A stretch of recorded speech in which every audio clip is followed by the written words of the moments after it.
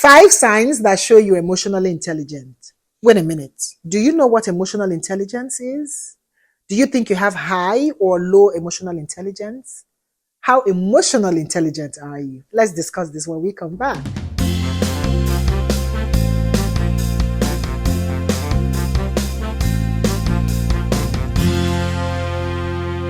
So today we are talking about the 5 signs that shows you have high emotional intelligence. So first of all, I want to start with what is emotional intelligence, right? So in a layman's term, emotional intelligence is you having the capability of controlling your emotions, your actions, especially when you're provoked, right?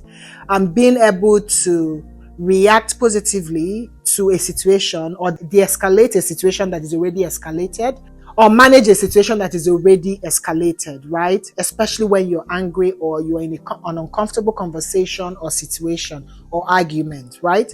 So I actually mapped out 5 signs that would show or that shows you are emotionally intelligent. Okay, so let's discuss it. So number 1, being sensitive to people's feelings, right?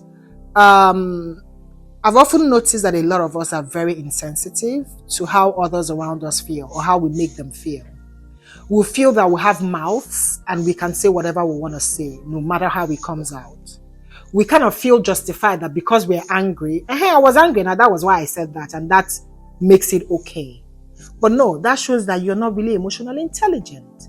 Because if you are, regardless of how you're provoked, remember, the underlying factor or reason you're doing what you're doing is not to escalate a situation, rather to de-escalate it. I mean, I don't think there's anything healthy in causing friction or causing fights or having issues with people everywhere you go, right? So regardless of the fact that you think that somebody provoked you, does not give you the justification to escalate the situation further. So when you talk insensitively or act insensitively, it shows that your emotional intelligence is low. So what you're expected to do in a situation where you're provoked, understandably, you are angry, you're provoked, is for you to actually take a deep breath, be very sensitive with your choice of words, still pass on the message firmly, but not aggravating the situation, right?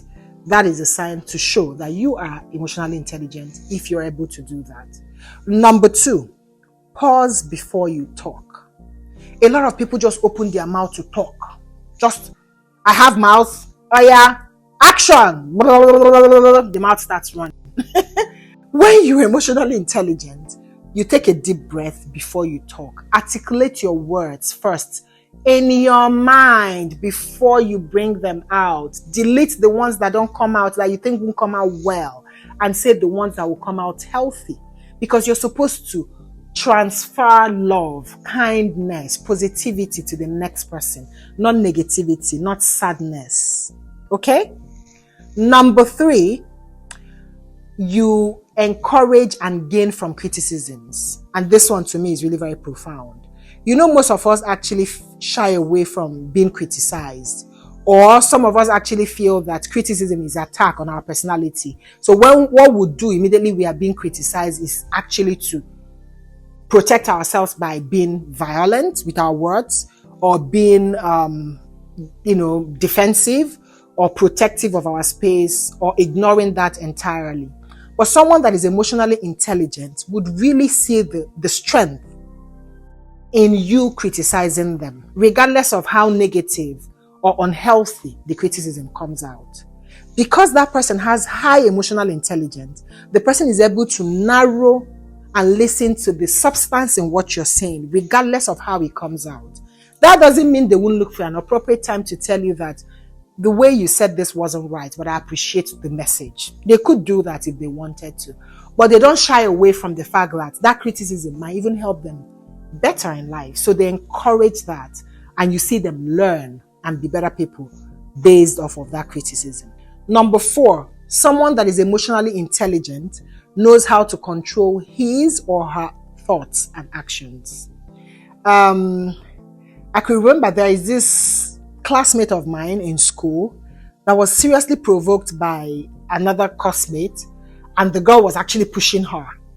The way she managed that, and the way she was telling the girl, calm down, let's talk about this. The girl was, forming ginger. Next thing, boom, the girl slapped her. Do you know what she did? She just turned, carried her bag and left. For me, that was a wake-up call for me, because then in school, if you touch me, not to talk of slapping me, we will slap ourselves tire. But what did she do? She actually just left the scene. Maybe because she knows that if she decides to do that, she might do something very bad, which will end up very, very destroying. But she just managed her anger, carried her bag, and left. That is a sign of being emotionally intelligent. No matter how you're provoked or pushed, your actions, your thoughts, your words, you control them. Because the truth is, the devil is actually in charge of us when we are angry. When you're angry, you're not thinking logically. You're not thinking straight. You're just thinking from a place of destruction because you're angry. But if you're emotionally intelligent, you would understand that in just a couple of minutes or hours, this anger will fizzle out. And if I had really done so much damage, I would end up regretting it. So what I could do is to control my emotions, emotional intelligence, and do something positive just to avoid doing something I would regret later. Okay? And then the last one on my list is being authentic. I've often noticed that people that are high or have high emotional intelligence are really very authentic. They are not fake. They are not, like fickle people. They are really very solid and very grounded. What you see is actually what you get. Yeah, and most times people confuse them as being fake or being toza or being too nice, because what you see all the time is what you get. Like 10 years from now, they're still that kind of people.